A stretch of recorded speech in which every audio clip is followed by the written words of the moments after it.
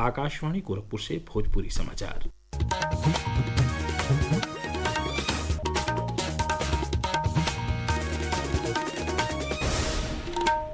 नमस्कार, समाचारन के साथ हम वेद प्रकाश पाठक।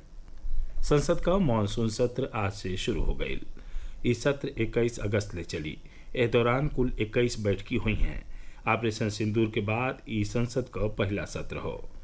मानसून सत्र का शुरुआत से पहले संवाददाता लोग इनके संबोधित करत प्रधानमंत्री नरेंद्र मोदी आशा जतौले कि संसद का मानसून सत्र सार्थक हुई और सकारात्मक चर्चा से भरपूर हुई।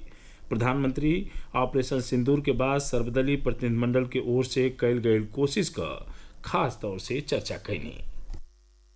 पहलगाम की क्रूर हत्या, अत्याचार, नरसंहार पूरी दुनिया चौंक उठी थी। आतंकवादी और आतंकवादी के आके दुनिया का ध्यान उनकी तरफ केंद्रित हुआ था और उस समय दल हित छोड़ करके देश हित में हमारे ज्यादातर दलों के प्रतिनिधि, ज्यादातर राज्यों के प्रतिनिधि विश्व भ्रमण किया, दुनिया के अनेक देशों में गए और एक स्वर से दुनिया के सामने आतंकवादियों का आका पाकिस्तान को बेनकाब करने का एक बहुत सफल अभियान चलाया। प्रधानमंत्री मोदी कहले कि भारत आतंकवाद से लेके नक्सलवाद ले बहुत हिंसक चुनौतियों का सामना कैले हो, बाकी आज नक्सलवाद और माओवाद का प्रभाव तेजी से कम हो रहा बा।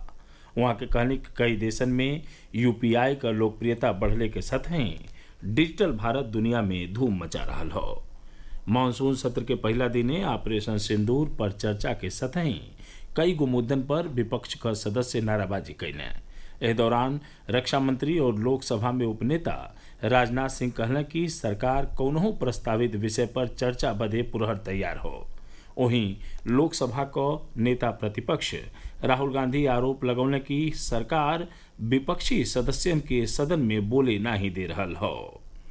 अंतर्राष्ट्रीय मुद्रा कोष कहले हवे कि भारतीय राष्ट्रीय भुगतान निगम के ओर से बरिस 2016 में लॉन्च कल गए यूपीआई उपयोगकर्ता लोगिन के एक के मोबाइल ऐप में कई बैंक खाता के लिंक कैले और आसानी से जुड़ते लेन देन कैले में सक्षम बना के देश के भुगतान पारिस्थितिकी तंत्र में क्रांति ले आ देले हो। एगो रिपोर्ट। इसके अंतर्गत न केवल भुगतान को सरल बनाया गया है, बल्कि लाखों छोटे व्यवसायों को भी न्यूनतम लागत पर डिजिटल भुगतान अपनाने में सक्षम किया गया है। आंकड़ों के अनुसार यूपीआई से अब प्रति माह 18 अरब से अधिक का लेन देन हो रहा है। ये भारत के कुल डिजिटल भुगतानों का 85% है। समाचार कक्ष से पूजा। देवाधिदेव महादेव भगवान शंकर का बहुत प्रिय सावन महीना के दूसर का सोमवार के आज प्रदेश भर के शिवालयन में तड़के से श्रद्धा और उत्साह का माहौल हो।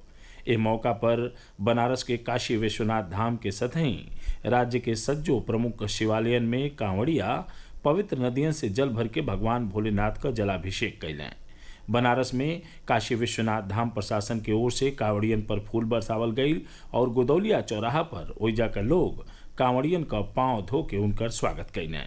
सावन के दूसर का सोमवार पर बाबा विश्वनाथ का खास श्रृंगार कैल गई। भगवान राम का नगरी अयोध्या में श्रद्धालु सरजू नदी में नहिले के बादे नागेश्वर नाथ महादेव का जलाभिषेक कैले।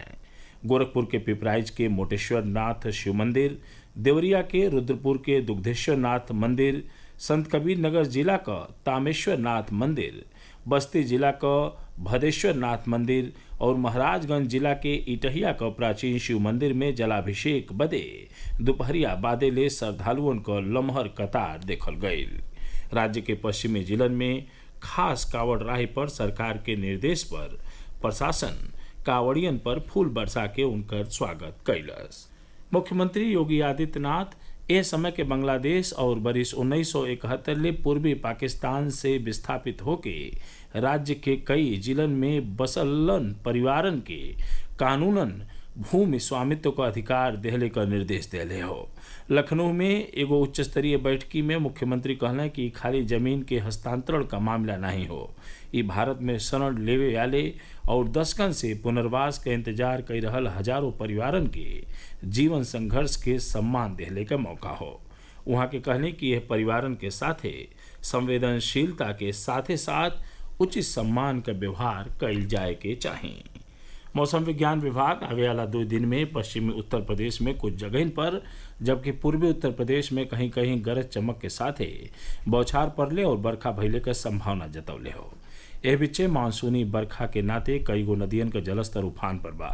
बलिया जिला में गंगा नदी का जलस्तर गाय घाट गेज पर खतरा के चिन्ह से ऊपर हो। समाचार पूरा भइल। नमस्कार।